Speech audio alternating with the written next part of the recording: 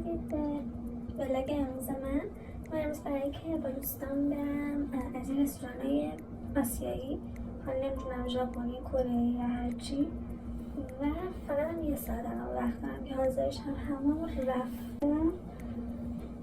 ولی خب باید همون خوش کنم، شوره کنم، موامو باز کنم و آرایش کنم دیگه. بعد دیگه با من همراه باشید. خب میخوام موامو واسه شما خوش کنم.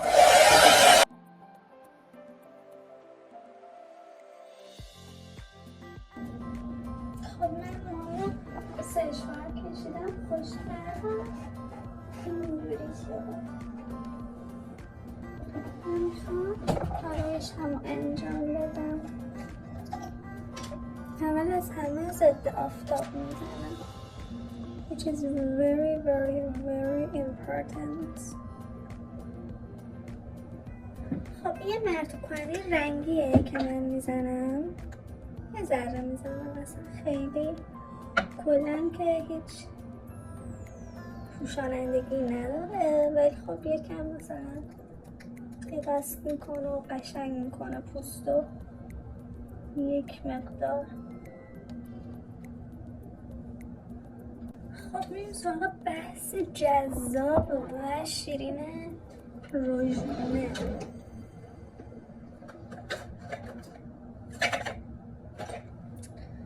چی بزنم؟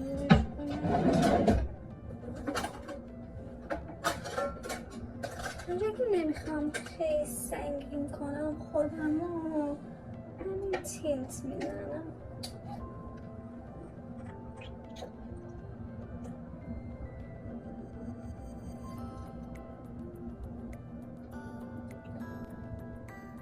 Honestly, it's like blush is never enough.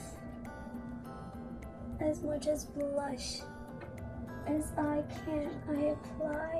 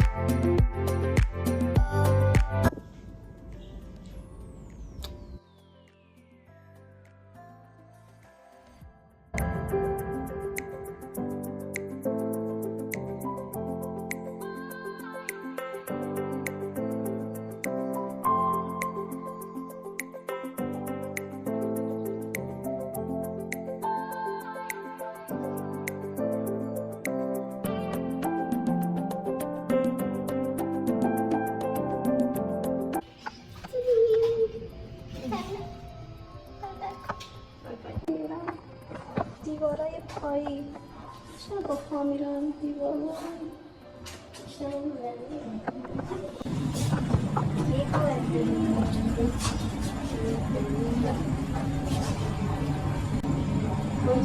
کجا باید بریم نه چرا نیست یاد میدم چاپستی سلام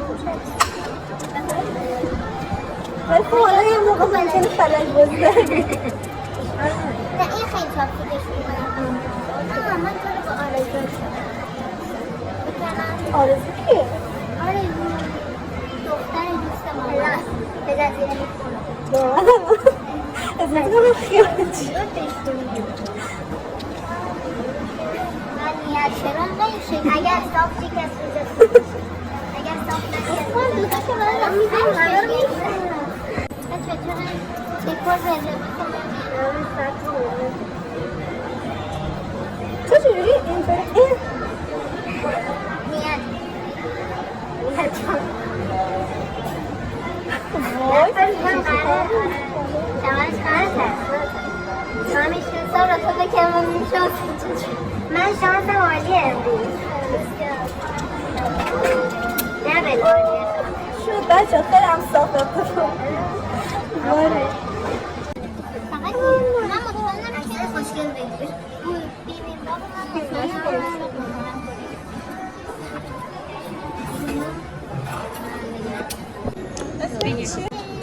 Corn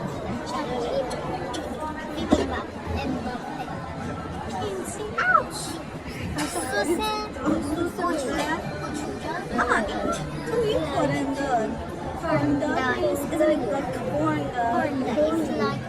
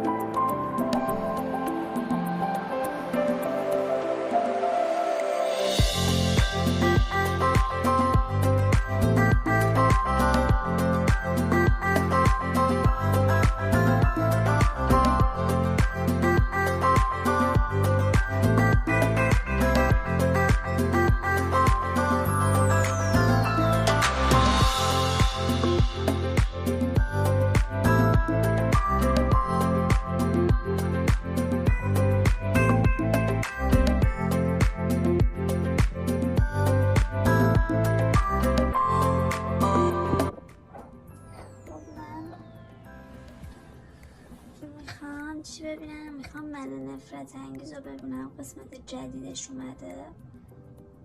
در واقع دیروز یکمش رو دیدم، این مثلا نصفش اینا رو، ولی دیگه خیلی خوابم میومد فکر کنم، فقط نصفش رو دیدم.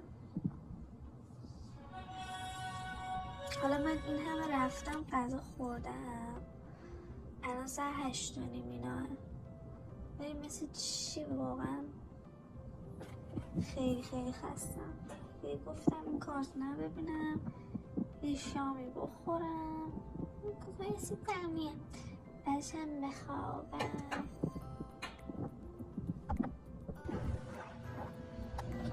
Tükendim çok yaraları akşamdan ayıyor.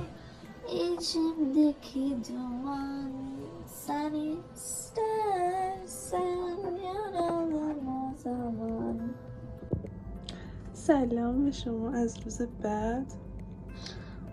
اگه فکر کردید که من دیشب اومدم اتاقمو تمیز کردم، no, this is my room, which we are going to fix. پس با من همراه باشید.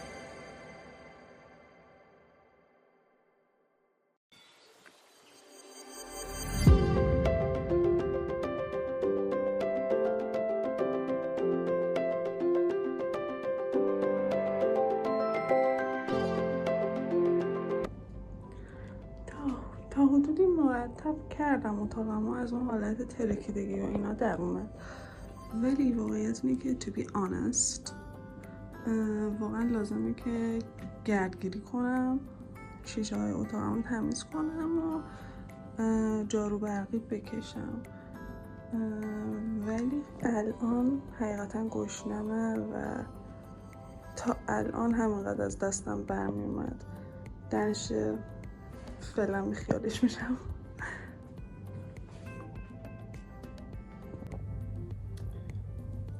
آقا الان داشتم ویدیوهای دیروز رو نگاه میکردم، بعد دیدم یه تیکه داشتم یه چیزی تعریف میکردم، بعد دور مثلا داشت یه جای دیگر رو میگرفت، یعنی اصلا تاریک بود فضا و اینا. بعد گفتم که الان میام تعریفش کنم. دیروز داشتم از اینا میخوردم، نون توست و پنیرخامه‌ای و انگور روش. خب بعد داشتم گفتم که من موقعی که بچه بودم بیشتر موقع خونه مامان بزرگم بودیم، چون که مامان بابام سر کار میرفتن. بعد خب حالا کوچولوتر که بودیم همش پیش مامان بزرگمون بودیم. بعد که مثلا بزرگتر شدیم مثلا بعد مدرسه میرفتیم خونه مامان بزرگمون و اینطوریا. حالا بعدش مثلا مامانم از سر کار برمیگشت و بعد میومد دنبالمون شب. و خونه مامان بزرگم یه دونه حیاط داشت، یه حیاط خیلی خوشگل داشت، توش تاب داشت و درخت و اینا داشت. بعد تابستونا غروبا میرفتیم میشستیم تو حیاط بزرگم و خواهرم، حالا یه موقعی مامانم دایامم میومدن اینا، و مثلا چیز میخوردیم. مثلا مامان بزرگم نون تازه می آورد با پنیر و بعد مثلا کنارش یه موقعی انگور یا مثلا طالبی یا خربزه یا هندونه. حتما این ترکیبه رو امتحان کنید، نون پنیر و مثلا هندونه یا مثلا نون پنیر و انگور، نون پنیر و خربزه خیلی خوب میشه. ترکیب برنده که میگن همینه. توی تابستون خیلی حال میده. الانم که تابستون واقعا perfect beast.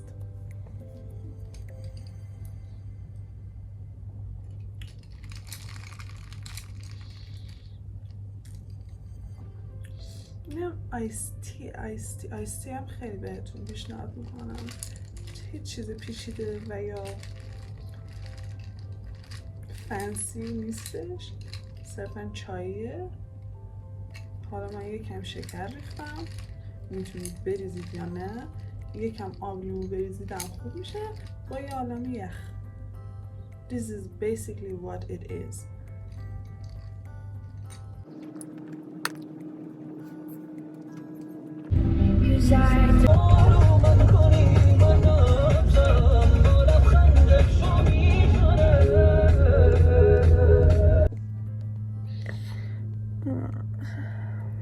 سلام،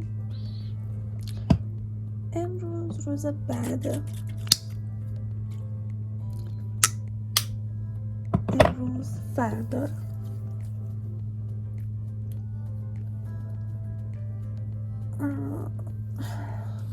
دیروز اتاقمو نگردگیر کردم، نجار کردم، چون که اولا خواهرم اومد.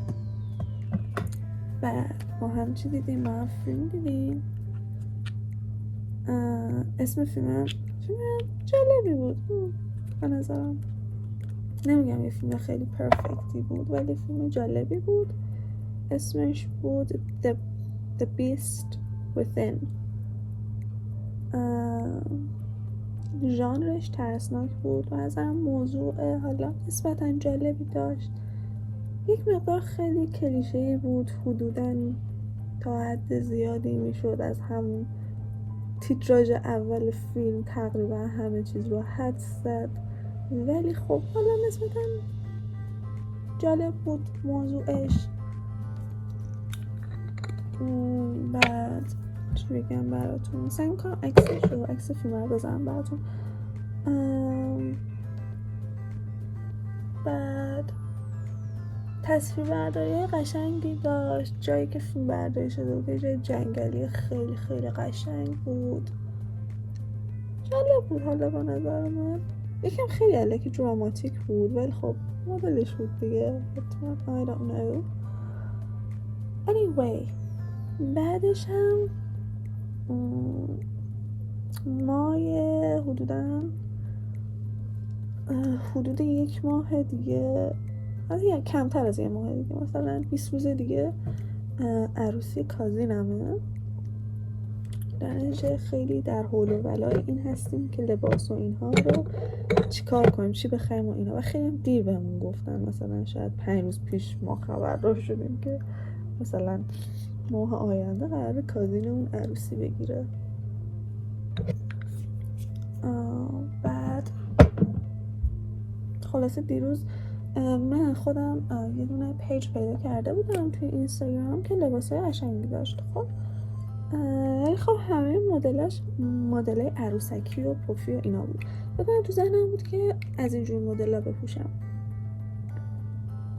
ولی خب مثلا قیمتاش نمیدونم، به نظر من خب قیمت ها الان همینه دیگه، چیکار میشه کرد؟ این مثلا گرون محسوب نمیشد برای مدلی که داشت. خب خیلی مدلش قشنگ بود و اینا،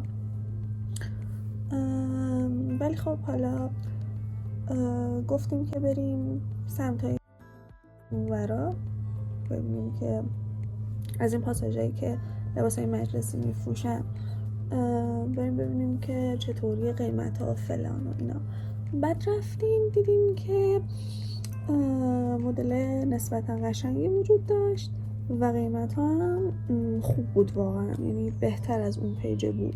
حالا البته مدلای عروسکی خیلی نداشت پاساژا، مثلا 1-2 تا مغازه بود که مدلای عروسکی داشت، ولی خب it will perfectly work. یه چندین تا دیروز مثلا کلشو گشتیم، چندین تا مدل انتخاب کردیم، عکس گرفتیم و اینا. حالا باید یه روز بریم پروف کنیم همه اینا رو.